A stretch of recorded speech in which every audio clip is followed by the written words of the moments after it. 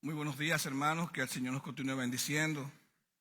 Vamos a tener, antes de comenzar esta meditación de la palabra de Dios, un momento de oración para continuar poniéndonos en las manos del Señor. Oremos. Señor, una vez más te damos las gracias por estar en este lugar. Te pedimos, Señor, que en este momento tú nos guíes, como ha dicho el pastor. Así también, Señor, que tú bendigas a cada familia aquí representada, Padre. Cada madre esforzada que con amor y de nuevo, Señor, ha puesto todo en su vida para levantar la familia junto a su compañero. Gracias, mi Dios, por la iglesia, Padre, que también es una familia delante de tu presencia, Señor. Dirígenos entonces en esta mañana, Señor, y danos, Padre, un feliz resto del día. En el nombre de Cristo Jesús, tu amado Señor nuestro, en Él oramos y por Él también te damos las gracias. Amén. Bien, hermanos, en esta mañana hemos tenido el privilegio de hablar a la iglesia bajo el tema Cuidando de la iglesia de Jesucristo. Cualquiera de nosotros pensaría que la iglesia de Jesucristo es solamente el momento en el que un grupo de hermanos se reúne en un lugar para adorar y alabar el santo y bendito nombre de nuestro Señor Jesucristo, su obra que Dios hizo a través de Él en la cruz del Calvario.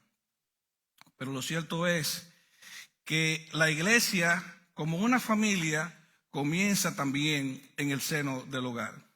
¿Cuántas madres, por ejemplo, esforzadas desde pequeños, llevan sus hijos a la iglesia? ¿Cuántas madres esforzadas oran por los hijos para que sus hijos sean hombres de bien, no solamente frente a la sociedad, sino también frente a Dios?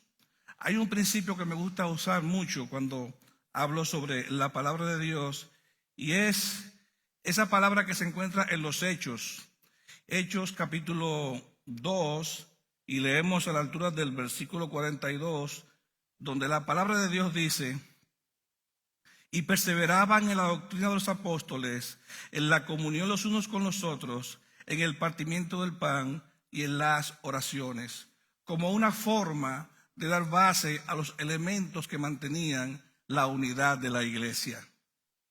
Y dice el versículo 44, y todos los que habían creído estaban juntos y tenían en común todas las cosas. Versículo 46 dice: y perseverando unánimes cada día en el templo y partiendo el pan en las casas, comían juntos con alegría y sencillez de corazón. Siempre, hermanos, es bueno recordar estos principios que le dieron la fortaleza y la unidad a la iglesia en el primer siglo. Siempre es bueno recordarlo, porque eso es lo que a nosotros nos va a dar una unidad y un sentido de cuidado en la iglesia. La iglesia, como una familia, hermanos, desarrolla un carácter y una personalidad. Cuando uno ve la familia fuera de la iglesia, somos un grupo de diferentes familias, ¿verdad? Y cada familia tiene un estilo diferente y distinto de tratarse. Hay familias, por ejemplo, que tienen un estilo en el que ellos pueden pelear y discutir, incluso hasta agredirse físicamente, y se llevan bien. Es una cosa, algo increíble que uno lo ve, ¿verdad? Que su estilo, por ejemplo, de relacionarse entre ellos es la confrontación.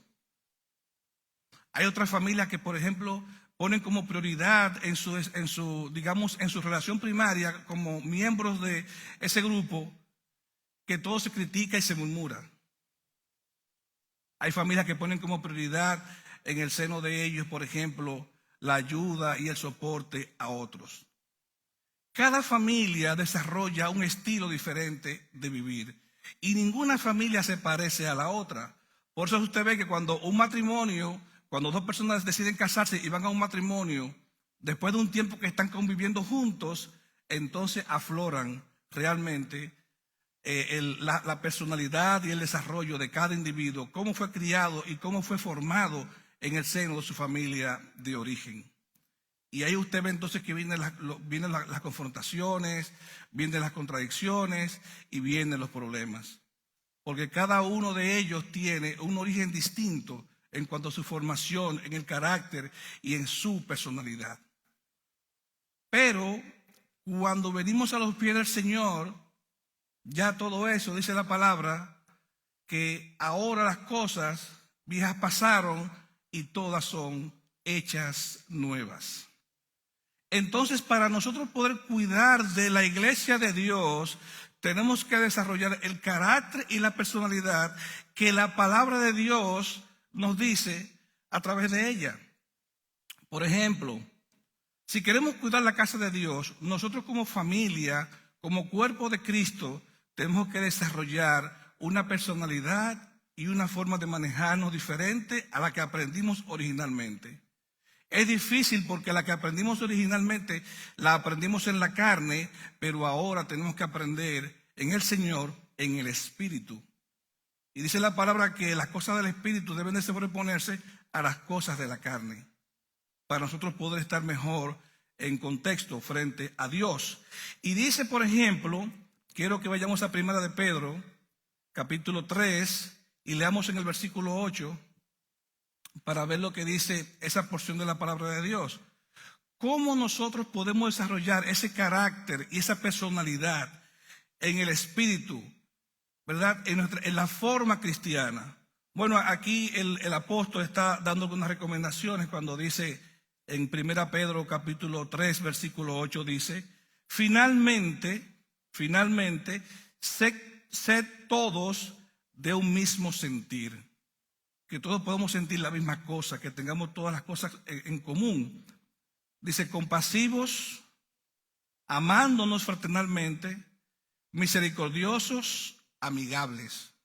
Fíjense, estas características definen, sin ninguna duda, la personalidad del carácter de un individuo.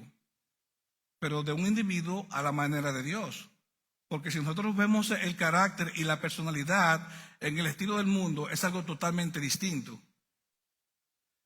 Dice el versículo 9, no devolviendo mal por mal, ni maldición por maldición, sino por el contrario, bendiciendo y sabiendo que fuisteis llamados para que heredéis bendición. No para heredar algo monetario, no para heredar, por ejemplo, una cuenta bancaria, una finca o un conjunto de propiedades, que al final todo es corruptible, se va a deshacer en este mundo, sino para heredar lo que Dios nos ha prometido a través de Cristo, la vida eterna. Ese es parte del carácter que todo creyente debe de desarrollar. Ahora fíjese, decía hace un rato que algunas familias se fundamentan en la ayuda y en soportarse los unos a los otros. Cuando hablo de soporte es como, si tú necesitas algo que yo lo tengo, eso es tuyo. Cuando alguien está en alguna necesidad, la familia se une para ir en auxilio de esa familia que tiene esa necesidad. Y así también es la iglesia. Fíjense lo que dice, por ejemplo, en el capítulo 4 de esta primera carta del apóstol Pedro, lo que dice en el capítulo 4 y el versículo, vamos a ver a partir del versículo 8 en adelante. Capítulo 4, versículo 8 dice: y ante todo, tened entre vosotros ferviente amor, porque el amor cubrirá multitud de pecados. Todo lo malo que yo puedo hacer, todo lo aborrecible que yo pudiera hacer, eso lo va a cubrir el amor. Entonces, un pasaje de la Biblia que casi siempre los jueves lo repetimos. Hermanos, recordemos lo que el apóstol Pablo recomienda o recomendaba a los Gálatas. Si alguno hermano sorprendido en alguna falta, vosotros que sois espirituales, restauradle con espíritu de mansedumbre. No importa la situación en la que se encuentre un hermano o una hermana, la familia de Dios, la familia de la fe, cuidando esa unidad de la iglesia, debe ir en el apoyo y en el socorro de ese hermano o de esa hermana. Dice, hospedaos los unos a los otros sin murmuraciones. Versículo 10, cada uno según el don que ha recibido, ministralos a los otros como buenos administradores de la multiforme gracia de Dios. con lo que yo tengo, con lo que Dios me ha dado, yo puedo ser de bendición para la iglesia. Cada uno según, dice la palabra, el don que ha recibido, la capacidad de Dios que ha recibido, ministralo a los otros, délo a los demás, déselo a los demás. Dice la palabra, como buenos administradores de la gracia, entendiendo que lo que hemos recibido de Dios no es de nosotros. No es de nosotros. Y esa es una forma de nosotros cuidar de la iglesia de Dios, de la iglesia de Jesucristo. A veces nosotros quizás por naturaleza nos enfocamos hacia adentro, hacia el yo. Y pasamos por alto que estamos llamados a ser como el Señor Jesucristo, que se enfocó no hacia Él, sino hacia los demás. Fíjense, en el principio estuve hablando de lo que podría ser la personalidad del creyente. Cómo es la personalidad del creyente, cómo nosotros pudiéramos tener una mejor, forma de relacionarnos entre nosotros.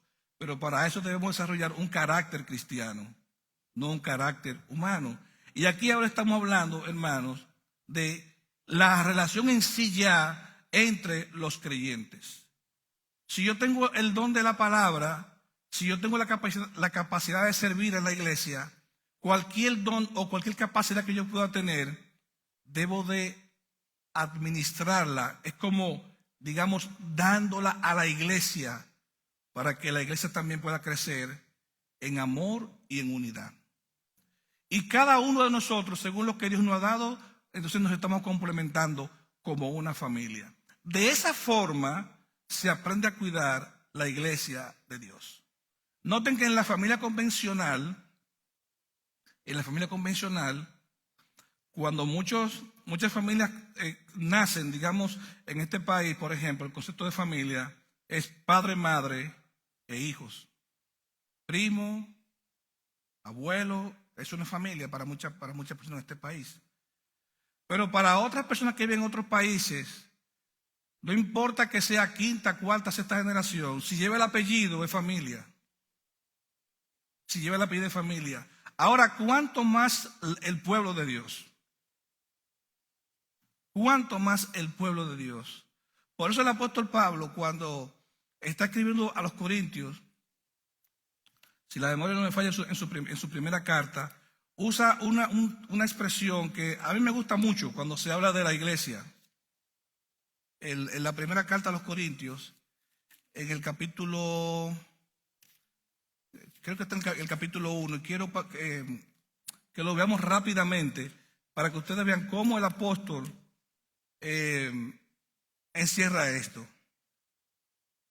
Dice la primera carta a los Corintios en el capítulo 1, versículo 2, dice: a la iglesia de Dios que está en Corinto, a los santificados en Cristo Jesús, llamados a ser santos, con los que en cualquier lugar invocan el nombre de nuestro Señor Jesucristo, Señor de ellos y Señor nuestro. Así que usted y yo tenemos hermanos en la fe que nosotros ni siquiera conocemos. Ni siquiera conocemos. Hermanos que un día como hoy se reúnen también para adorar, para bendecir al Señor a través de las ofrendas, de las alabanzas, de la oración y de la exposición de la palabra de Dios. Pero ese concepto de hermandad, hermano, prácticamente no se enseña. Si nosotros no desarrollamos unos vínculos fuertes en nuestra casa, con nuestros hijos, con nuestra esposa, con nuestra familia, mucho menos lo vamos a desarrollar en la iglesia. Por eso es que usted ve que muchas veces las iglesias se convierten solo en círculo de personas que se dan apoyo los unos a los otros. Porque la iglesia no comienza aquí, no está aquí. La iglesia es un cuerpo viviente que se mueve en la casa, se mueve en el trabajo, se mueve en el vecindario, se mueve con los amigos, se mueve en cualquier lugar donde estemos. ahí está la iglesia. Donde está el creyente, donde se reúnen los creyentes, ahí se mueve la iglesia. Porque se está moviendo el cuerpo de Cristo viviente. Porque la iglesia no es un cuerpo muerto, es un cuerpo vivo. Pero a veces nosotros entendemos o creemos que la iglesia es solamente el tiempo que nos reunimos aquí. Ciertamente, hoy en día, por el tipo de vida que se vive, el tiempo es limitado, es muy corto. Pero uno tiene que hacer el esfuerzo de practicar el cuidado, el amor, el soporte entre los hermanos. ¿Por qué? Porque eso es lo que va a dar pie a que tengamos un concepto de lo que es el verdadero cuidado de la iglesia de Jesucristo. Si nosotros no cuidamos de nuestra familia primaria, que es la que tenemos en el hogar, esposo, esposa, hijos, nietos, padre, madre, si nosotros no aprendemos a cuidar eso, mucho menos vamos a aprender a cuidar la casa de Dios. Porque yo no puedo mostrarle amor a un hermano o a una hermana en Cristo cuando yo no lo muestro en mi casa con mi esposa, con mi esposo, o una hermana con su esposo, con los hijos, con padre, madre, nietos, abuelos. No puede haber. Y por eso es el llamado a desarrollar ese carácter cristiano, que como dije anteriormente, se antepone al carácter con el que nos hemos desarrollado como seres humanos. Pero la Escritura dice en Efesios, todo lo puedo en Cristo que me fortalece. Así que, hermanos, tengamos cuenta eso, que nosotros también, como hijos de Dios, somos administradores de las cosas que Él nos da, pero es para beneficio de la familia de Dios. Cualquier don, cualquier capacidad que podamos tener en Cristo Jesús, dado por el Espíritu Santo, es para el beneficio de la iglesia. Cuando nosotros nos esforzamos, cuando nosotros ponemos un extra para aprender algo, ir a la universidad, estudiar, capacitarnos en una área técnica, ¿con qué fin lo hacemos? Es con el fin de ganar más dinero. ¿Y ganar más dinero para qué? Para ayudar a la familia. O sea que lo que usted está aprendiendo no solamente para usted beneficiarse, sino para beneficiar a los de su casa. Pues así mismo también es el desarrollo en la iglesia. Cualquier capacidad o don del Espíritu que dé el Señor es para eso. Fíjense que aquí, cuando la Escritura está hablando sobre los dones, dice en el versículo 11, si alguno hable como conforme a la palabra de Dios. Yo no puedo hablar conforme a mi palabra. Yo no puedo hablar conforme a mi criterio, a lo que yo creo, a la influencia de pensamiento que yo pueda tener o que adquirí en mis tiempos académicos. No, yo tengo que hablar conforme a la palabra de Dios. Si alguno ministre conforme al poder que Dios da. Oiga, si alguno ministre conforme al poder que Dios da. No querramos ser más allá de lo que Dios nos ha dado. Porque a veces a los seres humanos nos gusta mucho como impresionar, para dejar una impronta agradable frente a los demás. Eso no es necesario. Porque el espíritu que usted tiene es el que yo tengo. Y es el que revela las cosas. Sigue siendo la palabra de Dios, para que en todo sea Dios glorificado por Jesucristo, a quien pertenece la gloria, el imperio, por los siglos de los siglos. Amén. O sea, hermanos, que esto que nosotros llamamos iglesia, que llamamos cuerpo de Cristo, eso le pertenece a Él. Y nosotros solo somos aquí cuidadores, administradores, que velamos por eso. Pero tenemos que aprender a cómo cuidar también de eso. Fíjense, es muy triste, por ejemplo, cuando usted ve, y siempre me gusta hacer la comparación de la iglesia con la familia, porque así también el apóstol Pedro en estas dos cartas lo deja entrever.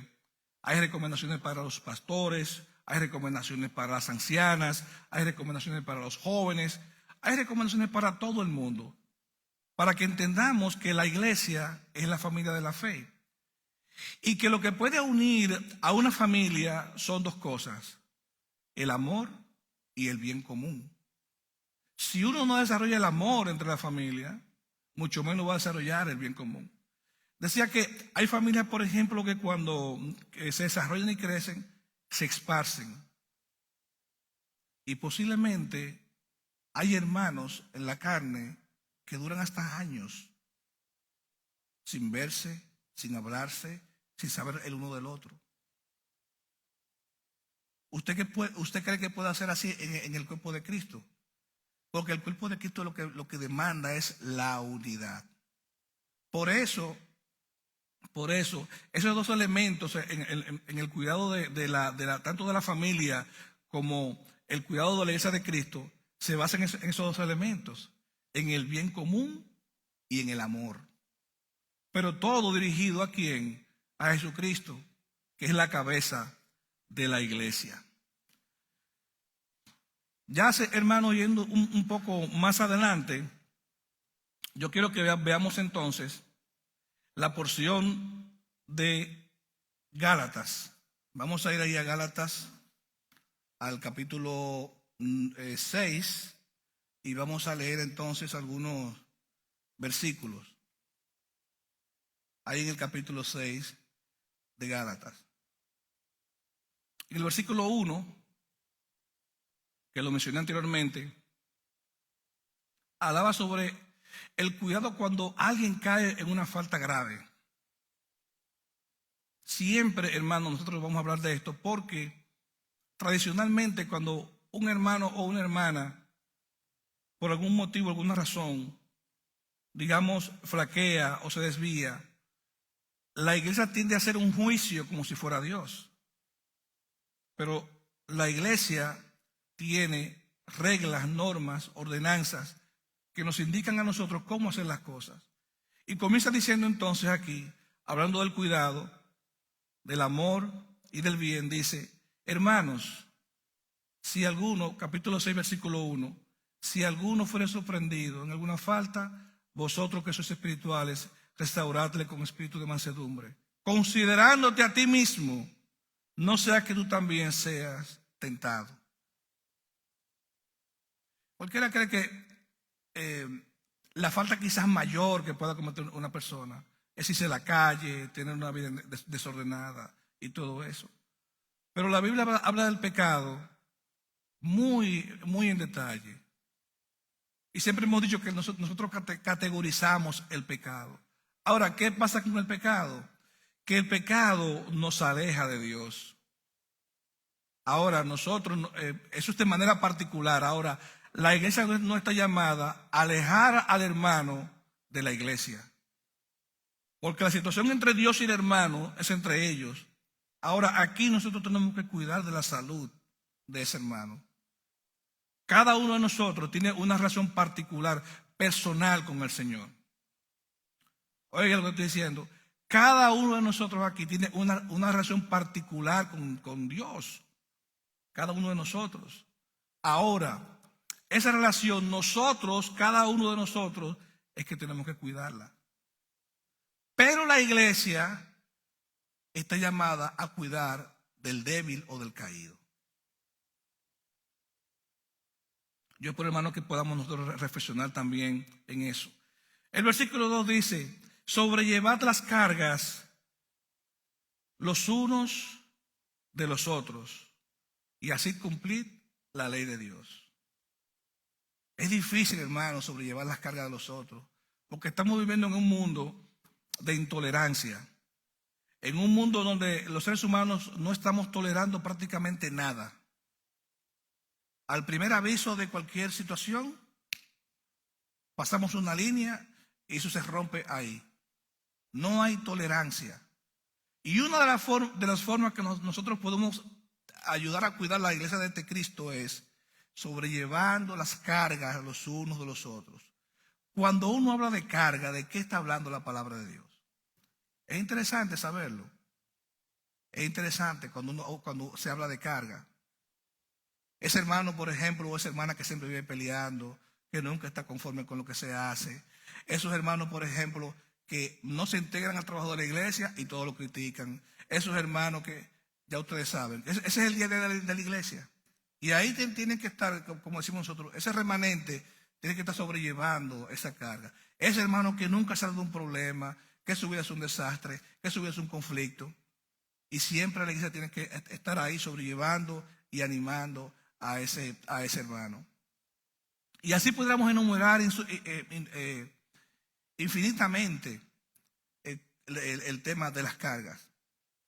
Dice el versículo 5, dice, porque cada uno llevará su propia carga.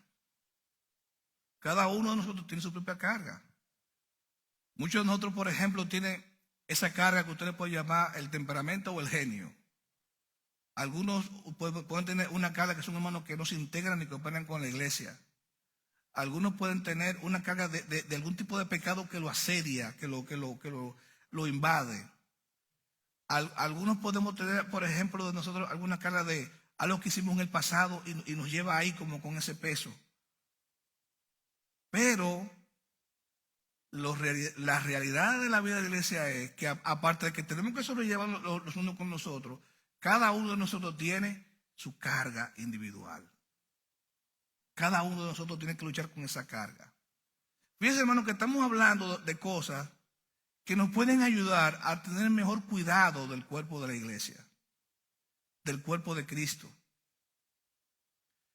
Dice, el que es enseñado en la palabra, haga partícipe de toda cosa buena al que lo instruye.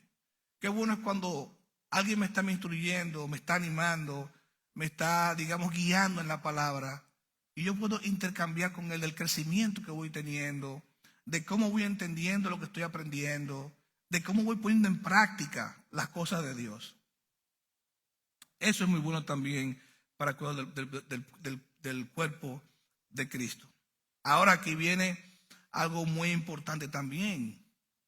Dice el versículo 7, no os engañéis, Dios no puede ser burlado, pues todo lo que el hombre sembrare, esto también segará. Miren, hermanos, si nosotros no actuamos frente a Dios con un legítimo, con un auténtico sentido, con un sentimiento de honestidad, de claridad, de transparencia frente a Dios, no espere algo menos que, digamos, su propia destrucción o su propia caída delante del Señor. Porque nosotros no podemos presentarnos delante de Dios con una apariencia de piedad, como dice la palabra. Tiene que ser una piedad genuina. Nosotros no podemos presentarnos delante de Dios con una apariencia de transparencia. Tiene que ser una transparencia real. Porque todo lo que yo siembro, lo que yo voy sembrando en esta vida, al final, eso es lo que yo voy a recoger. No hay forma de que usted, digamos, para decirlo en un contexto campesino, que usted siembre en un pedazo de tierra una plantación de aguacates y que al final de la cosecha usted pretenda recoger cocos. No hay forma, porque usted lo que sembró fue aguacates. Ahora, ¿qué pasa en este mundo? ¿O cómo nos enseña el mundo? Yo te modelo a ti un carácter y una personalidad que a ti te gusta ver de mí. Pero esa no es la que Dios conoce de ti. Esa es la que tú le estás mostrando. Y tú vas haciendo ese laberinto de mentiras en tu vida que al final entonces lo que tú vas a cosechar es destrucción. Porque te moviste durante toda tu vida en diferentes eventos que no fueron conformes a las cosas de Dios. Si tú siembras amor, amor tú vas a cosechar. Si tú siembras odio, odio tú vas a cosechar. Y así, hermanos, sucesivamente. Dice el versículo 8, para explicarlo en el contexto bíblico, porque el que siembra para su carne, de la carne segará corrupción. Mas el que siembra para el Espíritu, del Espíritu segará vida eterna. En otras palabras, lo que usted sembró aquí, lo que acumuló aquí en bienes materiales, eso aquí se queda. Si murió, lo heredan sus personas directas. Ahora, lo que yo sembré en el Señor, eso me lo llevo yo. Eso no se lleva a nadie, no se lo lleva ni mi esposa, ni mis hijos. Lo que yo sembré en el Señor, eso me lo llevo yo. Ahora, ellos pueden ser beneficiarios de esa siembra, que es algo diferente. Porque Dios pagará a cada uno conforme a sus obras, conforme a sus hechos. Y no importa, yo puedo estar aquí predicando esta palabra, pero si yo, oiga bien lo que estoy diciendo, si yo hago algo contrario a lo que yo estoy haciendo aquí, llevo una doble vida, oiga bien, usted está viendo la vida del púlpito. Si la vida mía después del púlpito es otra, eso yo lo voy a pagar frente a Dios. Porque eso no se va a quedar impune. Porque estoy como aquellos hombres en el Antiguo Testamento, en el templo, que jugaron con fuego extraño. Una de las cosas que el pastor Eliezer y yo siempre recordamos es: las cosas espirituales no se pueden discernir en la carne. Yo no puedo hacer cosas espirituales basado en herramientas de la carne o del mundo. Si es espiritual, es espiritual. Si es terrenal, es terrenal. Dice entonces el versículo 9, y aquí este es el cierre de como la escritura y el mensaje que nos hemos propuesto también traer a la iglesia hoy. Dice: no nos cansemos pues de hacer el bien. Debe ser una bandera de todo creyente. No nos cansemos de hacer el bien. No importa que nos hagan mal, no importa. Hay personas que nos traicionan, que nos abandonan, que nos mienten, que nos calumnian. No importa. No nos cansemos de hacer el bien. Porque a su tiempo segaremos si no desmayamos.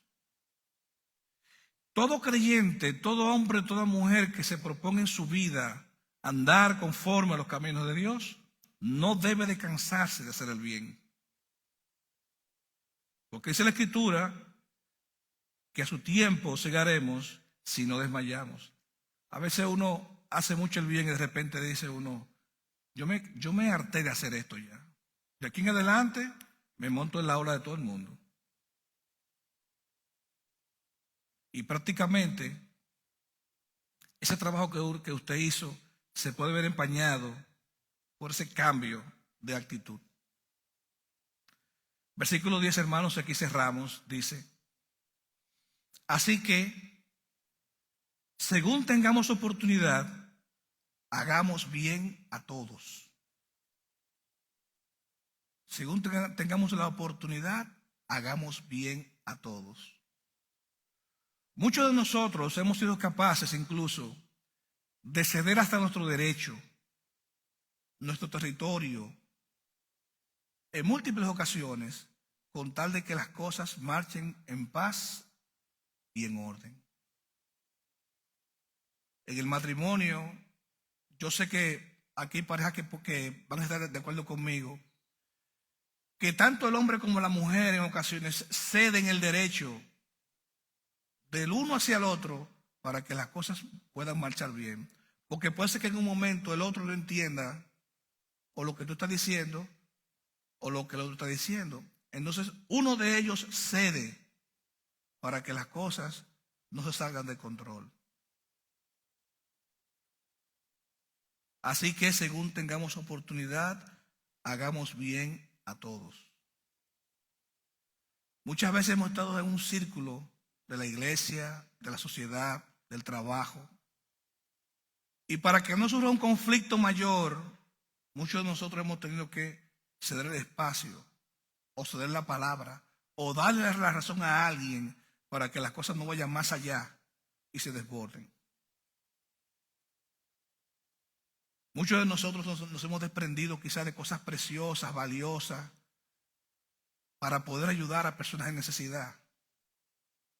Y no nos duele muchas veces cuando vemos a alguien que está pasando por una situación difícil, no solo ayudarlo en la parte material, sino también con las oraciones y también con el acompañamiento espiritual. Dice la parte B, y aquí concluimos, y mayormente a los de la familia de la fe.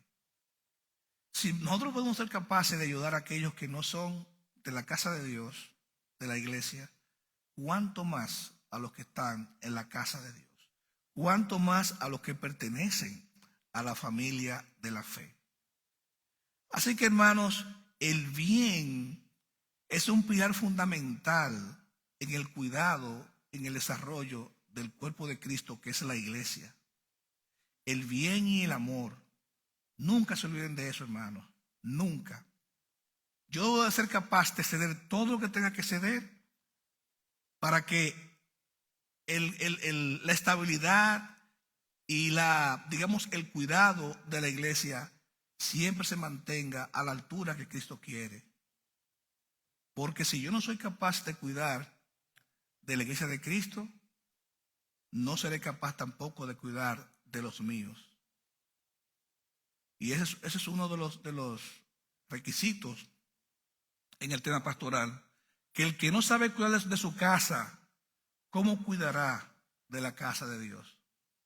Pero aunque fuera ese requisito para pastores, quiero que sepan, hermanos, que cada uno de nosotros estamos llamados a cuidar del cuerpo de Cristo, que es la iglesia.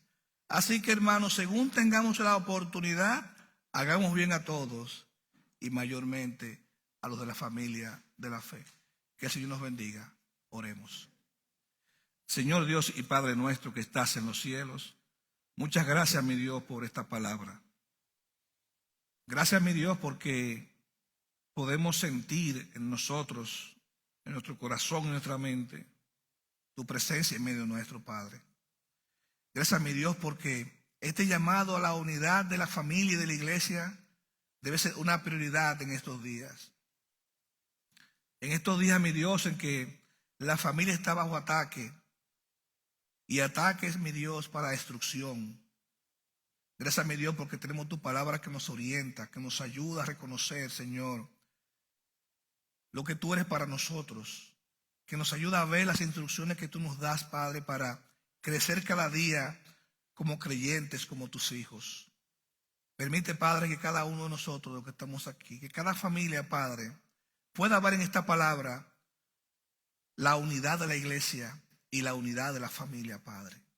Sabiendo que en nuestras casas, Padre, comienza el ejercicio de la unidad. Que cada familia quiere representar a mi Dios. Y cada miembro aquí, Señor, en este lugar, pueda entender que el amor, la unidad y el bien son elementos importantes para el crecimiento y el desarrollo, no solamente de los individuos como seres humanos, sino también a los creyentes. Y que eso, Padre, pueda fortalecerse también aquí en la iglesia. Que cada uno de nosotros pueda aprender a amar, a respetar y ayudar a su hermano, haciendo el bien que tú quieres en amor y en sometimiento a tu palabra. Gracias, mi Dios. Bendícenos y, como oramos al principio, danos un feliz resto del día. En el nombre de Jesús, que es sobre todo nombre, en Él oramos y por Él también te damos las gracias. Amén.